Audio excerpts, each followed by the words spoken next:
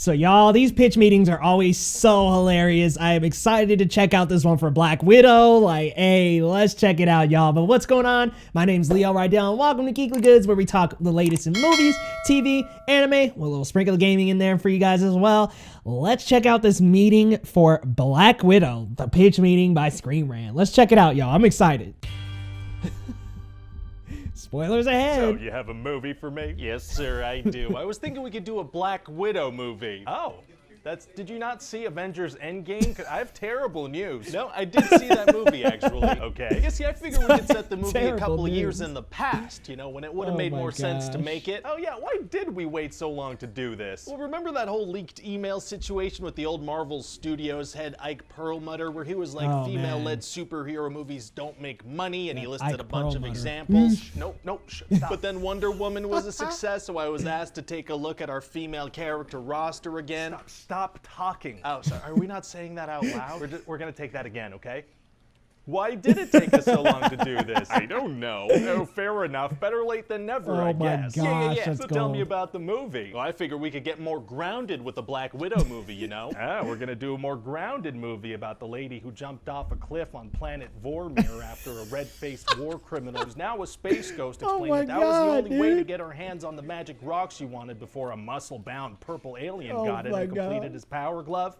The least grounded Yes, thing ever. I love it. Well, great. So I figured we could have this whole big marketing campaign where ScarJo is like, you think you know Black Widow? Think again. So we're gonna learn a bunch of new stuff about her. Like, how does she get that vest that she wears in Infinity War? Oh my People gosh. love retroactively learning how characters they know got certain pieces of clothing we've seen them wear. So Oh, I good. certainly hope they do, sir, because we've been really leaning into that for the past 5 years or so. We have, yeah. We're also going to shed some new light on the character. Like, for example, did you know she went on a little adventure between Civil War and Infinity War? Oh, neat. Yeah, so it turns out when Natasha was a kid, she had like When a fake Natasha. family in Ohio, but they were actually Russian operatives living undercover. Okay. And then we're gonna jump forward in time, and Natasha's on the run from General Natasha. Ross because of the Sokovia Accords. He's from some of the other movies. He is. It's all connected. Wow.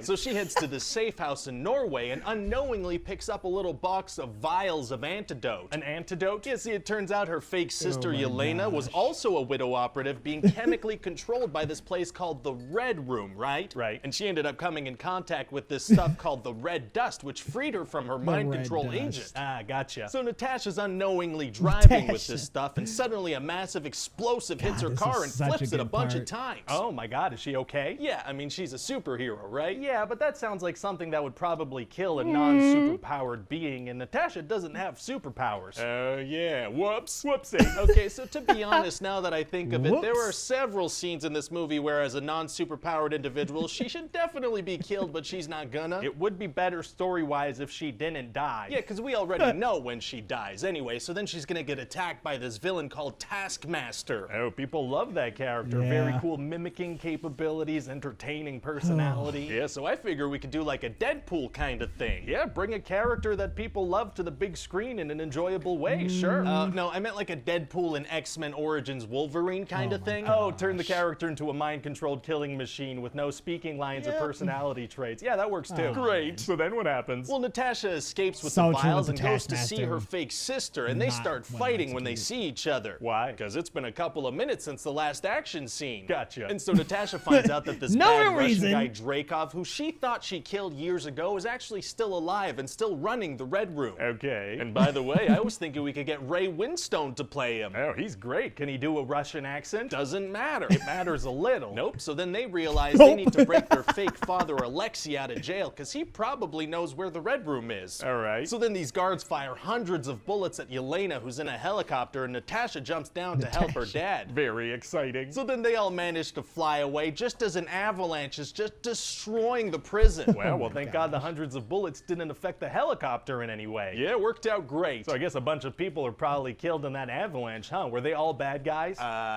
Yeah. You sure? I'm sure some of those guards were just people working there to try to feed their families. Sir, we're on to the next scene, so don't worry about that. Oh, okay. So it turns out told him Alexei it's doesn't chill, actually don't know where worry. the Red Room is, so they have to go see their fake mother, Melina. Okay, sure. And it turns out she's Okay, still sure. working for the Red Room, but then her and Natasha have a heart-to-heart, and that seems to change everything for her. So what do? Well, they secretly use those face mask things to swap appearances. Well, why do they switch appearances? Well, because this way Natasha can get close to Dreykov. Does that work? Now, he sees right through the Yeah. disguise and pulls the mask off pretty much immediately. Right, so why do they swap faces? Well, because Melina's the one who designed the cells in the Red Room, so she's able to open them up. do you think maybe it might have been easier to just explain to Natasha how to open the cell instead of having her impersonate a woman she Right. hasn't seen in several decades? my Maybe, gosh. but so now Natasha has to go up against Dreykov and Taskmaster, who we're going to reveal is Dreykov's daughter. Oh, jeez. Okay. No, see, this Yep. is kind of a big That's deal because exactly how I Natasha always reacted. assumed she Okay. killed her when she was a little girl as kind of intentional collateral damage when killing Dreykov. Natasha intentionally killed a child? Yeah, well, the child didn't really die, so morally we're all good. Well, so then we're gonna flash gosh. back to Melina explaining to Natasha that you can't actually hurt Dreykov. Why? Because he implemented a pheromone blocker in all the widows, so if you can smell him, you can't hurt So, him. what It's a weird basic decision. science, sir. If you can smell him, you can't fire a gun at him. Like, is why? that basic science? It is, yeah, because that's why I wrote that in here. So Natasha has to hold her breath? No, because see, Melina explains that's not enough. You gotta sever a nerve right here. Couldn't she just kind of stand on the other side of the room far away from him, fire a gun from there? Nope. But probably, though. Pheromones. Oh, very far-reaching pheromones, so it's gonna be tough for her to hurt him, huh? Actually, my it's gonna be gosh. super easy. Barely an inconvenience. Oh, really? Yeah, see, she smashes her face on a table, and that severs the nerve. Oh, surgical head smashing is tight. But so then Dreykov manages to bring in all the brainwashed Oh, widows, man. and they start attacking Yeah, this is Natasha. awesome. Oh no. But then Yelena uses the antidote on all of them, and all their free will comes back. Oh, very nice of her. And Melina blows up a main engine of the Red Room sky base, so the whole thing starts to fall. Uh-oh. Yeah, and then Yelena blows up the plane that Dreykov was trying to escape on. And she was able to do that despite the pheromones? Right. Sure, and so Yep. then Black Widow dives after her as she plummets towards Earth, but Taskmaster starts attacking again. And not one piece of the massive, actively crumbling sky base lands on them. That's Nope. what we're going with. So then they land, but Natasha manages to use the antidote on Taskmaster, and so everything's great now. So nobody died in the massive collapse? Yeah, just every Not single a one of the single bad person. characters and not a single one of the good or redeemed characters. Nope. Oh, well, great. So then instead of escaping with her family, Natasha decides to stay behind and be captured by General Ross. Oh, yeah, she can't go with her family. She's got to be in a couple of other movies. So then 2 weeks later, she meets up with her friend who got her a Quinjet. Wait, wasn't she just captured by Ross? What happened there? I don't know. Oh, Nada. fair enough. And then during the credits, we're gonna have this scene where Yelena is at Natasha's grave, and this character, Contessa Valentina, shows up with a mission for her. What's the mission? Sign up for Disney Plus. Very exciting. Yeah, it's gonna be very exciting. People are gonna be like, who is this character? It's gonna be this big reveal. Oh, that's going to be a Sign big up for reveal. Really Disney add a Plus lot to for the Hawkeye. end credits, unless we decide to reveal it in a streaming show first. What?